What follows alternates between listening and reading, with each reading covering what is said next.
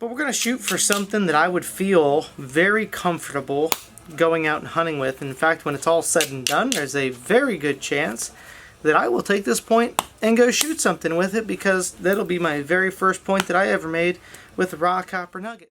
Hey guys, Ryan Gill here with Hunt Primitive, where we entertain, educate, and inspire. And today I probably have one of the most unique things that I have ever posted on my YouTube channel. You've already clicked on it because you've seen the title. You already know we're working with copper today.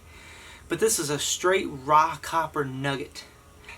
When you're making arrowheads, and we talk about abo tools, or aboriginal tools, or indigenous tools, we're talking about hammerstones, deer antler, ivory, bison horn, anything that was available to indigenous man. And I think there's always a certain amount of feeling left out, that people that use copper and say primitive man had copper, and so they could have used it. There's examples of copper tools being used, but that's a very isolated location, very isolated time frame. So realistically, copper tools in general are not considered Aboriginal or indigenous tools. But I have right here a raw, out of the ground copper nugget, and it's got this perfect little flaker piece that just happens to exist, and of course there's other little pieces down here I can use, and then the other side of this is kind of round, kind of billet-ish. So I want to show the plausibility, practicality.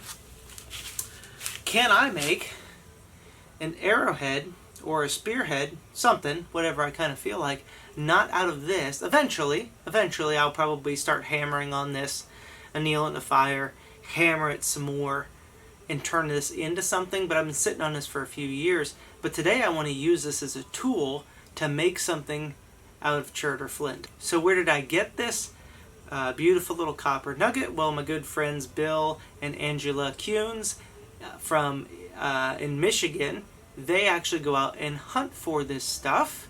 And apparently it's getting harder and harder to find, but I've known them for several years, and Bill and Ange gifted me this nugget to say, hey, see if you can find some way to work this into something. Maybe you'll appreciate it somewhere down the road. And it's been a couple years it's been sitting around, so I think I've got it figured out. But I'm pretty sure, I'm not gonna lie, I didn't do my homework at all. I didn't look up to see if there's anybody on YouTube that has taken a raw copper nugget and used it as a tool to make a chert or flint arrowhead. Maybe it exists, maybe it doesn't, but I have a feeling even if it exists, I'm probably like the first or one of the first people to do it on YouTube. And I actually haven't done it yet, but I'm pretty confident I can. So hang with us. This is what we're going to work on now. It's going to be a long video because I'm going start to finish on this thing. So, oh, one more thing too.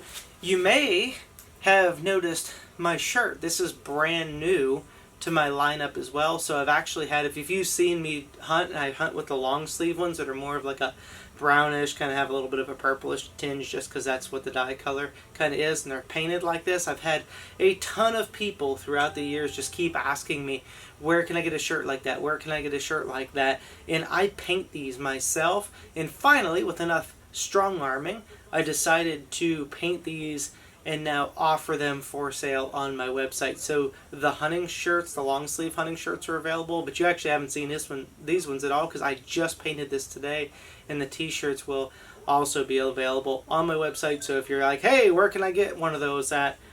Huntprimitive.com, that's where you're going to find it. But not going to lie, they're a little bit pricey because I got to paint these things one at a time. They're not just machine made and shipped out like your normal, just like center t-shirt type stuff. This is all stencil, airbrush, hand painted stuff to create these shirts. So anyway, let's get on to the video of making an arrowhead with a raw copper nugget. Alright guys, let's have some fun. Of course I'll have a hammerstone here that I also use as an abrader, but the goal here is to use nothing but the raw copper nugget to turn this piece of rock right here into an arrow point. Might be more of a spear point. That's not the important part. The important part is the raw copper nugget, which is so weird because I've not done this yet. You can tell it's all covered in green. I haven't done a single thing, but let's with it before, but we're gonna figure it out. It's got some good weight to it. It's gonna be very unique. So hang with me till I kind of figure this out. Alright, it's a good little start. A couple little pieces I might be able to save for later to make a little tiny piece.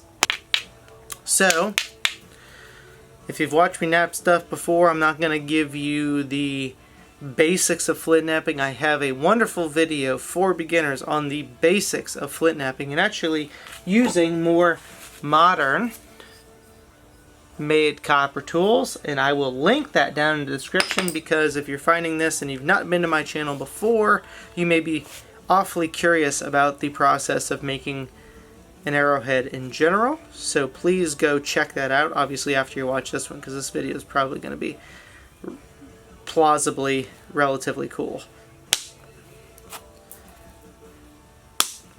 But I don't like stagnant conversation.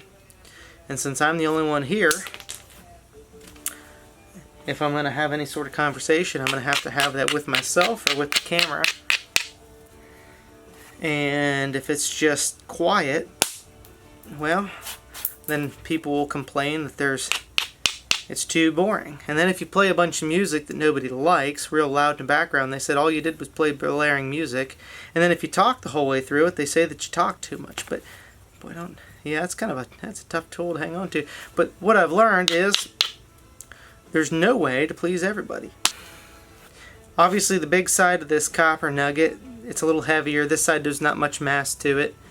And there's our little flaker. I don't want to hit that at all because it's not altered at all. It's completely raw. Now, if I do want to adjust it later, I might consider wearing that down a little bit. But after plausibility's sake. And then what's kind of neat too is after we kind of get done using this, I may very well take some of this and bang it into a rod. I'm not sure. I'll have to kind of monkey with it a little bit. But if I could actually bang this into a rod and then take something like a piece of wood, just a stick, and then bang it into that, that's some plausibility of you know, hammering copper and then turning it into a flint knapping tool, which I think is really, really important. But the whole idea that to say that copper is an aboriginal tool doesn't really hold water unless you source it from the wild completely raw and then turn it into a flint knapping tool, or even a projectile in itself, which I may do that. I would like to at least make one projectile out of this. This would be pretty cool. But oddly enough, it removes material really, really well. It's just kind of weird because it's like this awkward, lightweight. It's not like obviously light, but it's not heavy like lead either. Not as heavy as say like a hammerstone, but it's this really awkward shaped hammerstone. It's unlike probably anything I've ever worked with before. But that's where the fun is, isn't it? So again, you're just going to have to hear me. I don't want to stop and turn this into a thing where I tell you every single little thing that I'm doing. In fact, a lot of this I'm probably going to time-lapse right through because I think you've seen it before. And I don't know how long this is going to take me to make.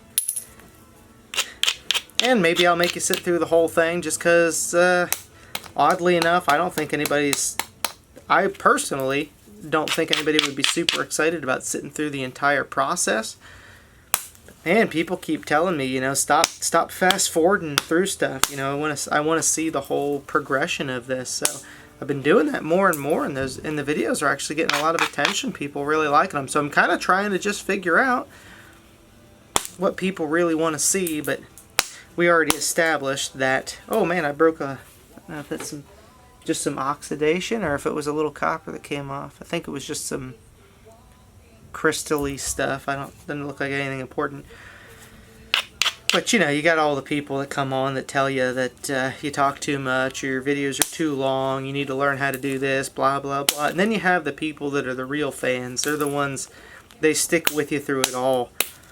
And they really appreciate what I do, which humbles me because they sit through all of it and they're like, I love that feedback that I get. Like the feedback that I get that's like, Ryan, you talk too much, or Ryan, maybe you should put some music to it and shut up, or, you know, why don't you just get to the point, this is too long.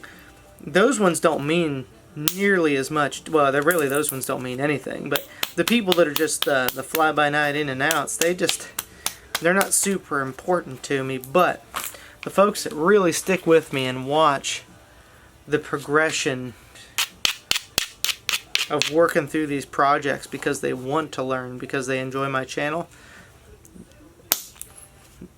you guys will always mean more to me than the quick view that's in and out. The view doesn't matter. The viewer retention, the people that enjoy what I do, that's the stuff that really matters. So I will happily oblige sitting through working on this stuff. At least until you guys that loyally follow me start telling me, okay, the videos are starting to run a little bit long and boring, and then I'll be happy to say, okay, let's dial it back. So we can do the same exact things that we're doing with modern tools or even the antler tools, and that is the battering of the edge and the building of platforms. It's the same process. Everything's exactly the same. Everything about the build, and I love that I dropped that because I got a lot of comments on the beginner Flint Knapping thing saying, man, you should get a table. You drop too much. Blah, blah, blah, all that kind of stuff. It's funny because I do. But the thing is, I actually wanted to bring a little bit of attention to this because I have a table. I have a table over here, and I have a table out here in front of me, and I have on the ground. But it's kind of weird. I run through so many arrowheads on a regular basis that if I have to reach and bend and lean back and forth for stuff all the time, oftentimes I'm really lazy and I won't reach for it. But if I'm using it and I'm currently using it, I'll try to tuck it in here or set it up on my leg, and occasionally you drop it. But it's almost a reminder that you have the tool. So it's kind of funny because I drop stuff all the time, especially when I'm reaching for something else. But it's all kind of the method of my madness, if that makes sense. And then when I'm finally done with a tool, that's when I put it down. And then if I really, really need it, obviously I'll go back and get it. But yeah, if you watch that other video, it's kind of comical because I'm holding 5 or 6 tools at one time and I'm dropping them every which way. And that is like my normal real life. And I've got tables and benches and stuff all around me. It's just one of my quirky things. I just like to have the tools that I'm using at the time in my lap. And when I set them down, that's like okay, I'm done with that tool. I don't use it anymore.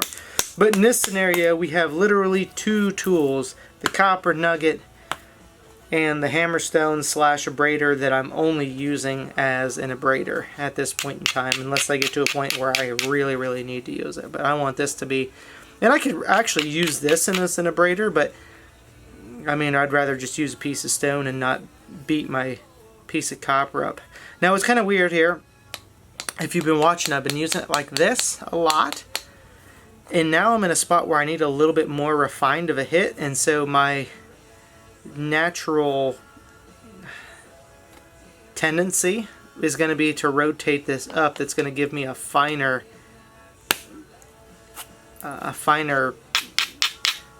well, a little like an edge to hit that on. And it's kind of weird because some of the copper is actually falling away, like I'm losing a little bit. And I almost wonder if I set this down and hammered it to make it hard, like really set it on a rock. But right now I think it's okay. But if I hammered it and made it harder, if I would get a little bit better results from it. But as of now, it's doing pretty good. So we're gonna just stick with it. And if it stops being good, that's when I'm gonna alter it. But I know working copper, like raw copper like this, is such a unique thing, especially talking to Bill a little bit about it. And I know a little bit about working copper. I've been making some of these bracelets, and I actually kind of but substituted out my wedding band with a piece of copper that I made a band from, just because it kind of fits my overall theme a little bit better. So when I'm filming some videos, I'm running some of this copper stuff. But after working it and then making flint knapping tools for people and that kind of stuff, I'm starting to realize that the copper, you don't treat it like steel. You don't heat it up and quench it.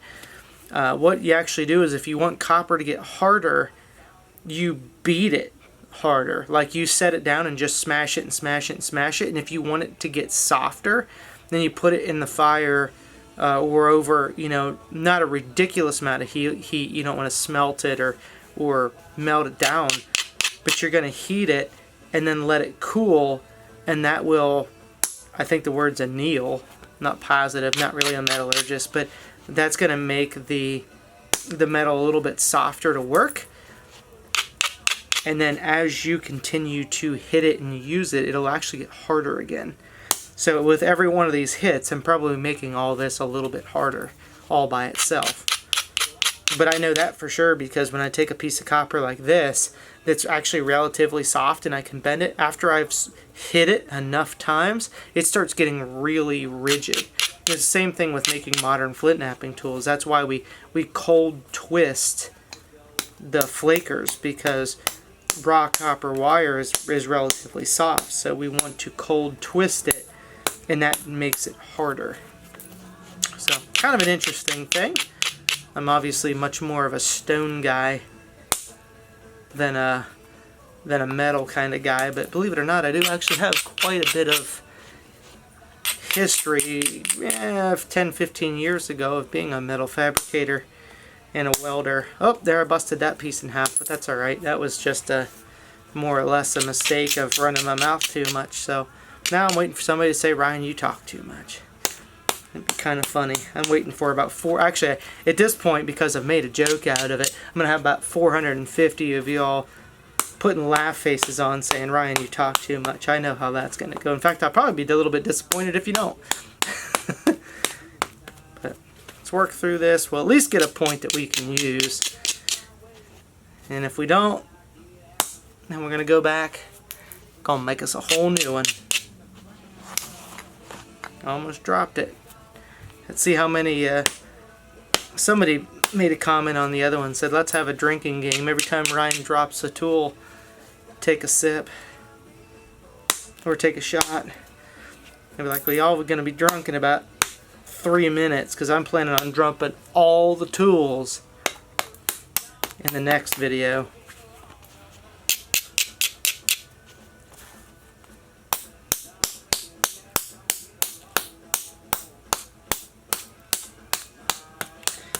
So at this point, I'd say it's pretty safe to say I'm shooting for an arrow point, not an atlatl point, just because of its side. Of course, there are historically some pretty small atlatl points, especially in areas that don't have great rock sources. But we're going to shoot for something that I would feel very comfortable going out and hunting with. In fact, when it's all said and done, there's a very good chance that I will take this point and go shoot something with it, because that'll be my very first point that I ever made with a raw copper nugget. So that's, how cool is that? So you can dang sure bet if I make a point by almost some miracle that's actually pretty decent, and y'all know, I almost guarantee you that I am going to go out and try to shoot something with it. Alright, now I'm gonna switch gears a little bit,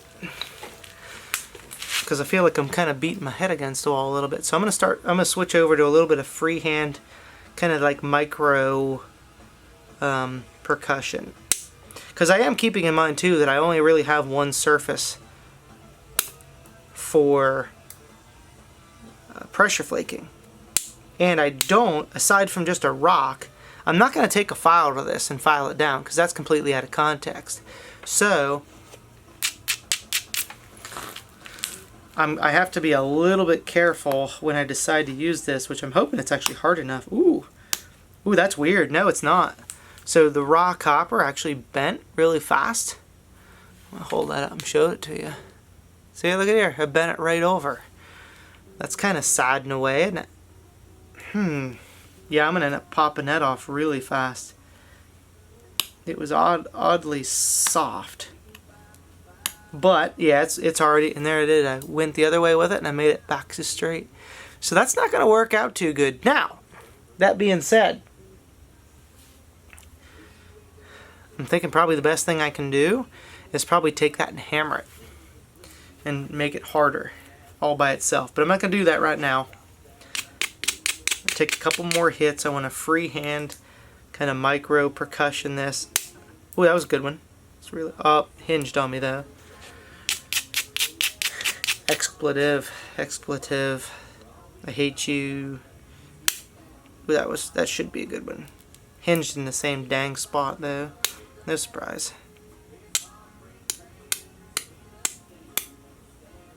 We'll get it. Hey, I never promised it was going to be pretty. I just promised that eventually I'll get a point.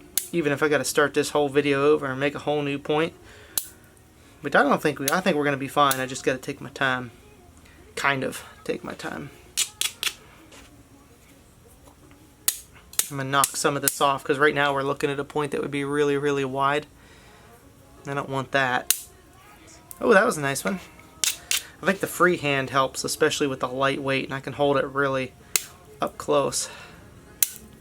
Beauty. That's why it's handy to kind of have a few extra technique changes or skills in your little toolbox. It's not necessarily about the tool, it's just how you use the tool. And I think we're at that point where we have to freehand at this point. You know, it's nice to be able to lay something in your lap to drive a big longer flake and we can lean it up, but at this point we stand a lot bigger chance of snapping it in half like we already did. Nice one. I don't know if y'all can hear them on camera, but they're just going choo! Coming off there with some pretty good force. Luckily they're going that way for the most part.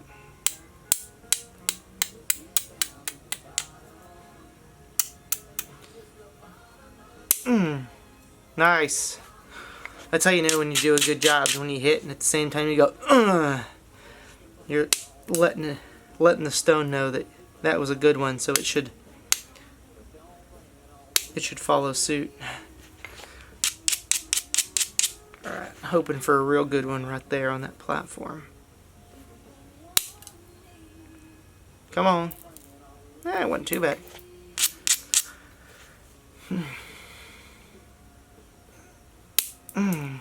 That was a good one there. Alright, well, I really do need to pressure flake that, and I know that this thing is not going to hold up. I'll be ginger with it.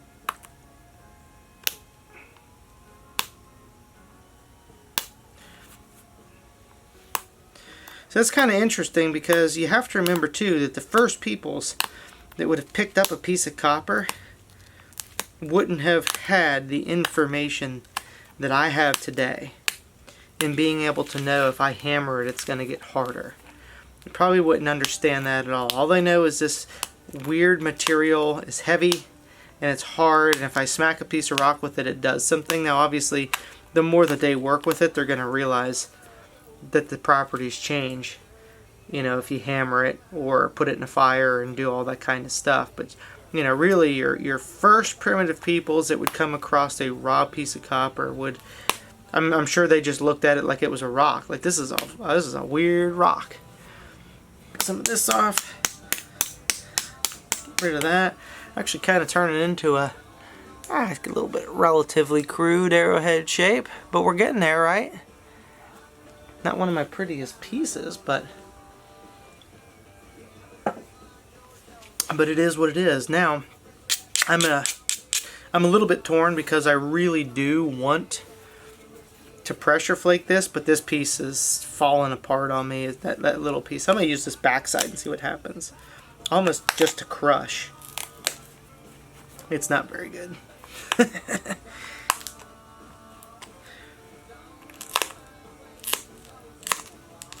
We'll make it work. And then inevitably, I'm going to have to get up out of my seat, grab a hammerstone and another rock, and I'm going to have to bang this thing into something to see if I can make it work. But for right now, I think I might have made it work. Let's have a look. Okay. That was a good one. That was really good, actually. If you've seen anybody else use a raw copper nugget straight out of the ground, completely unaltered, to nap an arrowhead, please drop me a link down in the comments. Or actually, I think if you drop a link, because the way YouTube works, the link doesn't actually show up. It goes to like a spam folder, which I'm not gonna lie, I really don't check. Drop me a link and say go check out so and so. Not a link. Drop me a message. It says go check out so and so. They did it. Because I'd be interested to go see. I think it's a pretty cool thing. I mean, I obviously didn't invent it. Primitive peoples would have done this a long time ago. But when I was looking at this nugget, I was like, I certainly haven't done it. I don't know too many people have seen it. So yeah, let's give it a try. It sounds like kind of a fun time, if nothing else. Getting there. Just said, it's still not one of my most refined pieces. I'm sure as I learn the tool, I could get better.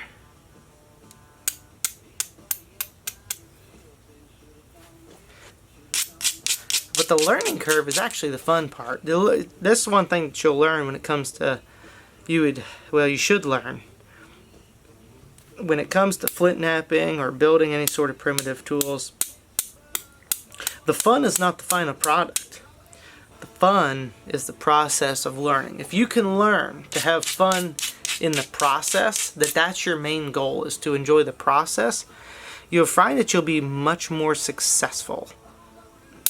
Because you're always going to run into failures, and if you let the failures beat you down, then it's going to be even harder to find success, and you'll beat yourself up about it. But if you enjoy the process and say, hey, look, there's a very good chance that I'm going to fail. I'm not going to get this done. But I'm going to break 3 or 4 or 5 or whatever it is. But when I do figure it out, it's going to mean that much more. That's the true secret to all of this stuff. So if you try it once and it doesn't work out, that's okay. Keep trying till you get it, because when you do get it, you'll appreciate it more, because you cannot appreciate success without failure.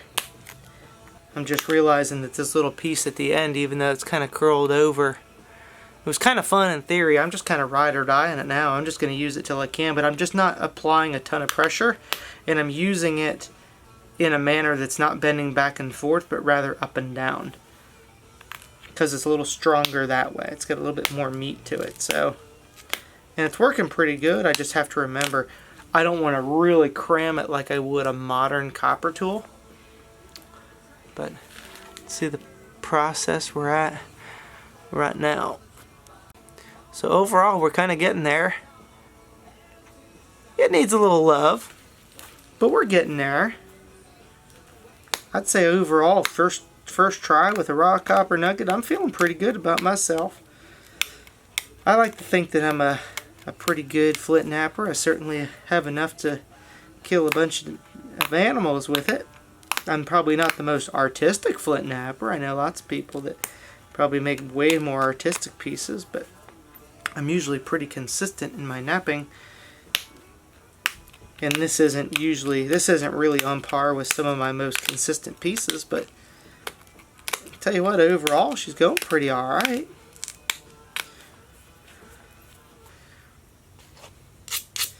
Can't complain. Now it's just this back and forth, up and down, up and down, up and down, refining it with pressure flaking, and so far so good. I found a direction that I can use this little curled over piece. It looks like a little turkey head or something, that it's not actually breaking off. It seems pretty solid, but I'm just taking these little flakes off. I'm not trying to use pressure flaking as my #1 goal with this piece. I've used that kind of that micro percussion, little freehand, a little tiny piece just to remove these flakes. I've substituted that for what I would use in place of a pressure flaker. Now, that being said, that's essentially, if you're trying to say, well, what tool would that be normally? That's that little tiny one. If you saw the beginner's flint knapping thing, the one I call the Little Rascal.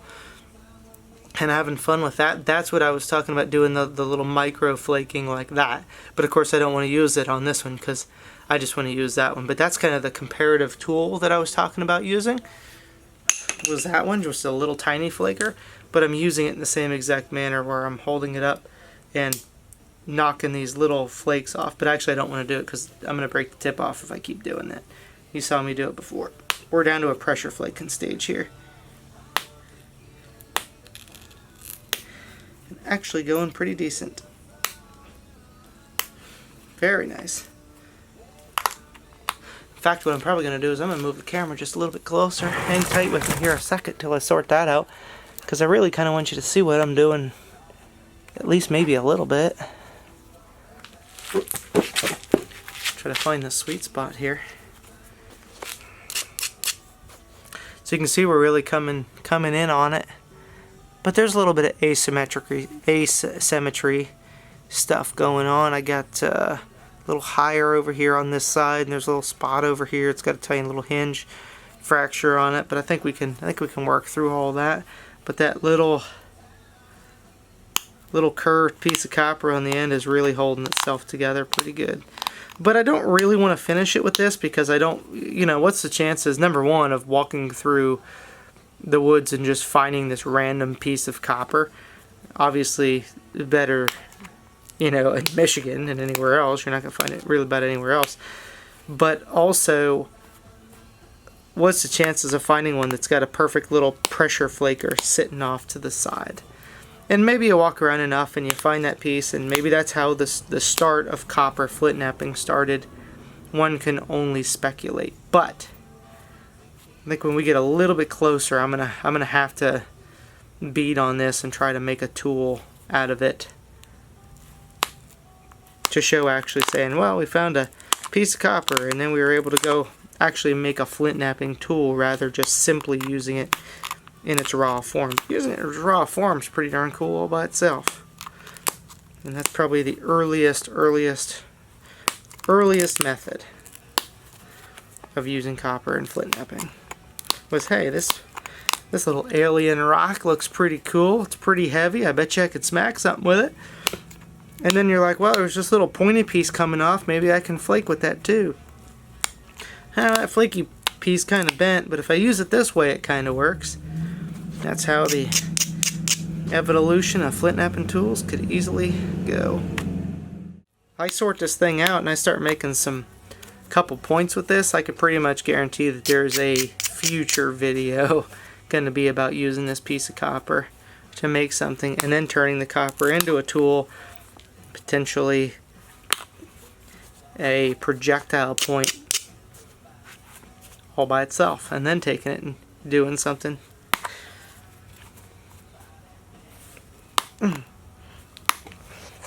There's actually a very large Dalton point.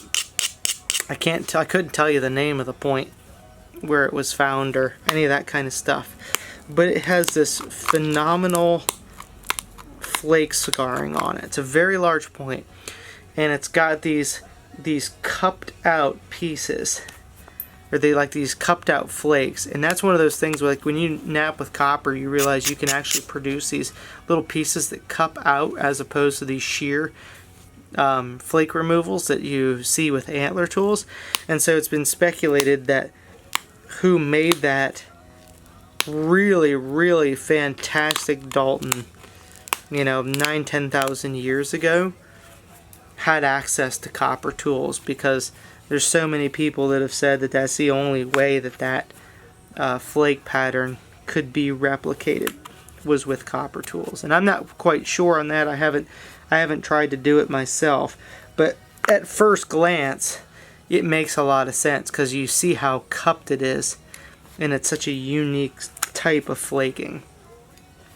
If I think about it, no promises, I might drop a link down in the description to maybe an article or something on that piece. This is pretty it's pretty neat, but that's not really in my wheelhouse. Maybe I guess I start playing with a little bit of native copper some more. If I get some good feedback on it, then I might have to start tinkering around with that, seeing what I come up with.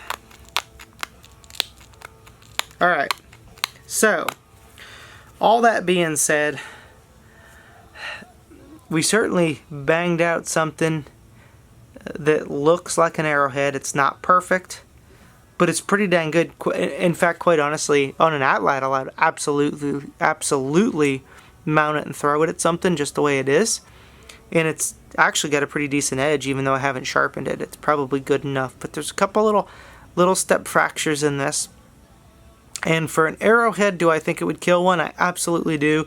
But you all know me, I'm a perfectionist. I always want to do the very best that I can possibly do. I want to refine it more.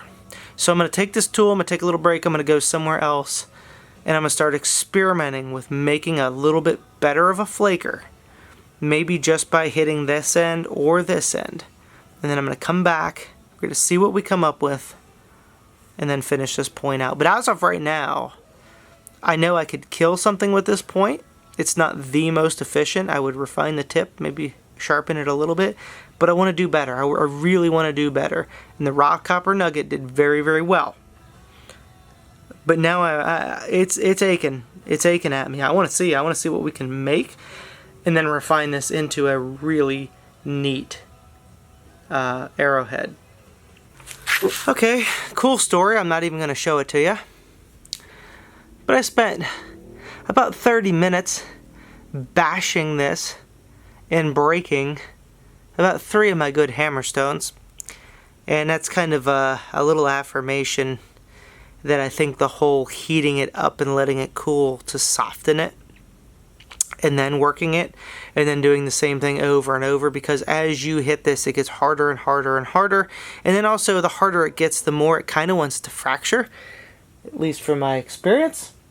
And so, do I want to continue to move forward with this at another time? I absolutely do, but at this point in time, I kind of want to just finish out this point that I started. Now that I dropped it and probably broke the tip, but I didn't. And so, I'm going to keep on with the little piece that I have.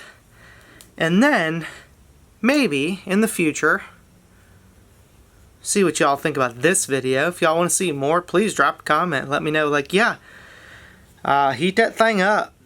Bang her out with a rock. Show us making a tool and napping an arrowhead with it. Because that's a huge allocation of time. Not going to lie.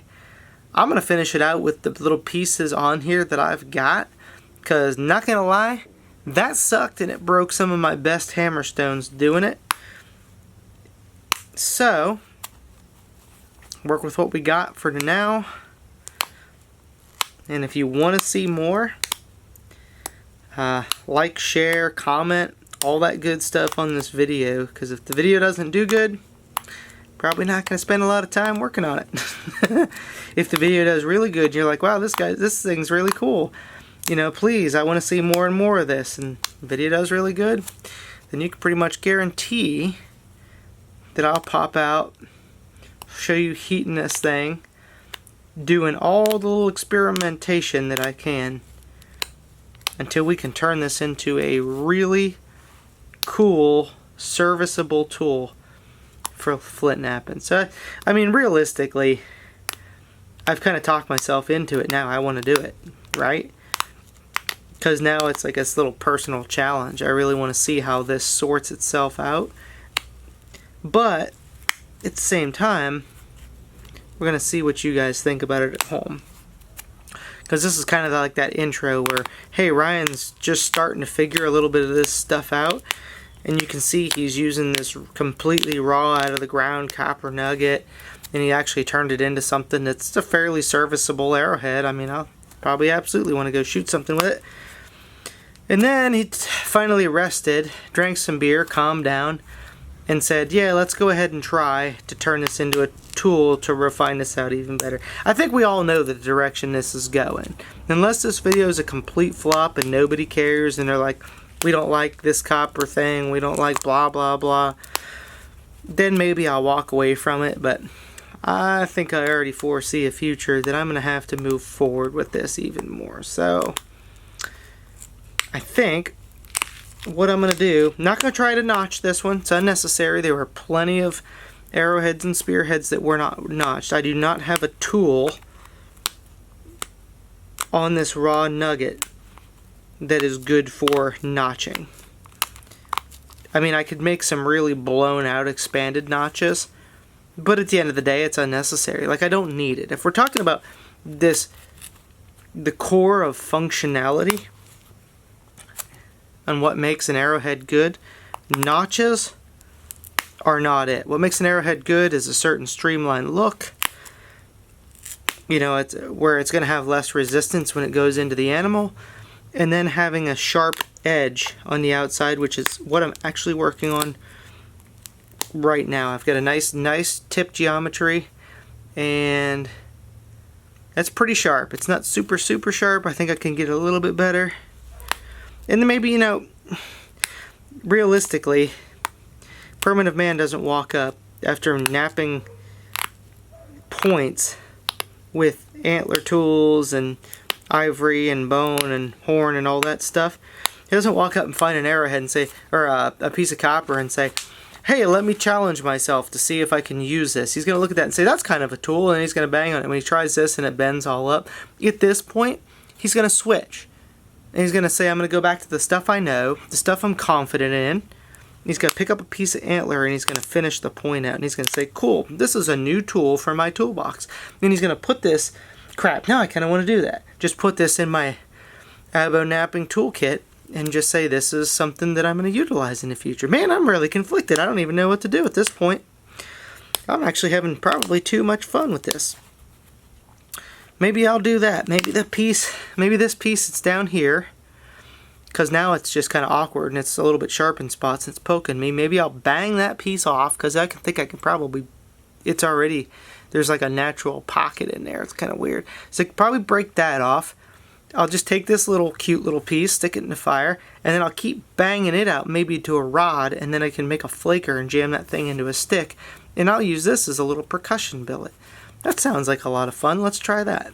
At least for now. We'll see what I feel like in the morning. See if it still sounds like a fun project. So I think we've already established that I'm probably gonna have to move forward in experimenting with this. It's funny how I talk myself into that stuff.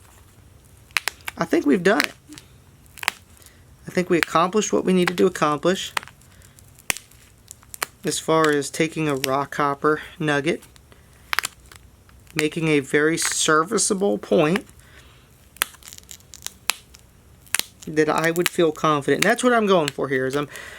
That's why I'm continuing to work on it. Because yes, it was arrowhead shape a long time ago. I want something that I can show to you guys and say, maybe this is not the prettiest, but would I hunt with this like tomorrow? Like if you said, put this on an arrow, go shoot a deer or a pig, would you shoot it? That's what I'm going for in this, and that's why I'm going in refining it just a little bit more, and just a little bit more, because I'm going to refine this until I can't refine it anymore. That's how you become a good flint napper, for one, and also a good efficiency hunter. We're able to say, I'm going to make my equipment the best that it can possibly be until it cannot be any better anymore. It's the most efficient possible. And then you're ready to hunt. Not good enough equipment. We want the best equipment. But I think that's it. I think we've accomplished everything that we can accomplish with this. Within reason. Well, of course I say that, and then I find a couple more spots that I know I can do better on. But overall, I think we've really done it. Kind of surprised it actually happened on the first try. I didn't have to go back and make a whole new video. It's just start to finish on the same one. And I think that's it. Right there. It's got great edge geometry. Comes down really steep. There's no bull nosing in the front of it. It's quite sharp. Yeah, if I push that in there, it'll definitely penetrate through. And then the edges, it's not the sharpest that I've ever made, obviously, but it's plenty sharp. It's got just enough. I push it in there a little bit, it'll open me up. In fact, it's a little sharper on this side than this side, so I'm going to go back. Perfectionist in me wants to make it good. Oh, there we go. That's going to do it. Oh, that's nice. Sometimes it's just having a little bit of confidence to say muscle in it, because I'm at the end. If I break the little piece off now, I'm not too worried about it. I don't need it. But primitive man, you gotta remember the context of it. He wouldn't have been challenged himself to just use this. He would have picked up a piece of antler, sharpened it, finished it up the rest of the way, and said, cool, this now belongs in my toolbox, until he finds something that's better shaped. And he's like, oh, that's an even better billet, and that works even better. And then he would take this and he would smash it into something like this bracelet. So, again, thanks for following along. I think we did a pretty good job, and I know I had a good time. I don't know if you had a good time or not, but I do appreciate you following along on the journey. I think this is kind of a first, definitely for my channel. Hopefully a first for YouTube, I'm not quite sure. And keep in mind too that this stuff, oddly enough, is available on Hunt Primitive, as well as these shirts that we're wearing now. So hey, there's our arrowhead. I think we did pretty good. I would absolutely take that out and shoot a deer or a hog with it, 100%. In fact, I'll probably set it aside. I'm probably going to do it in a future video, so make sure you follow along. Subscribe right here at Hunt Primitive and visit huntprimitive.com. Thanks for joining us today.